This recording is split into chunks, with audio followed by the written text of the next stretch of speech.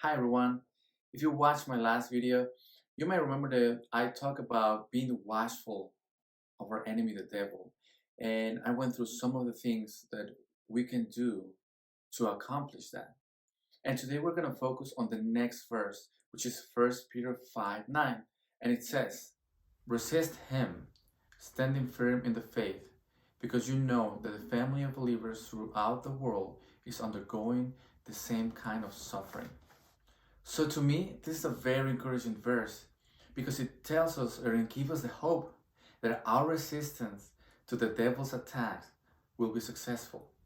And Peter is going to tell us how is it we can accomplish this. So one of the main phrases that we find here, it is standing firm or firm in the faith, depending the version that you have. But it is basically the same idea of standing firm in the faith. And this phrase implies two things. So the first one is that standing firm in the faith, it means or implies that we take our stand on God and we refuse to move. And this word, firm or standing firm in the faith, implies solidity, more like a rock, solid and firm. And I think this is very appropriate for Peter to say these type of things that we resist or firm like a rock, since he was called the rock by Jesus. And the second thing is the confidence that God will intervene and will give us the victory. In a similar way, we can see the same idea in James 4:7, which says, resist the devil and he will flee from you. So in both passages, the word resist implies a determined opposition, an active, determined opposition that we must have. So that's what we need to do. We need to resist the temptations, the attacks, expecting that the enemy will flee and that God's kingdom will advance. Because that's one of our goals as believers, to advance God's kingdom in this earth.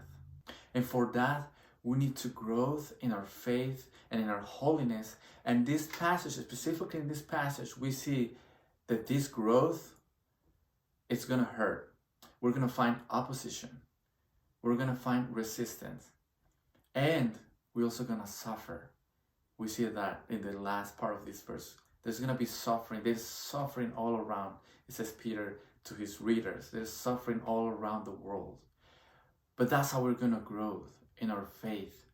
I know sometimes we don't want that. We don't want the suffering. We don't want to go through difficult situations.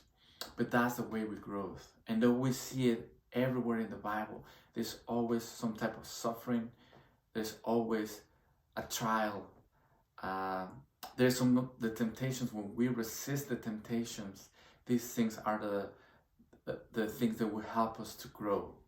So my encouragement for you today is that resist, stand firm in the faith, put on the whole armor of God, and God will give you the victory.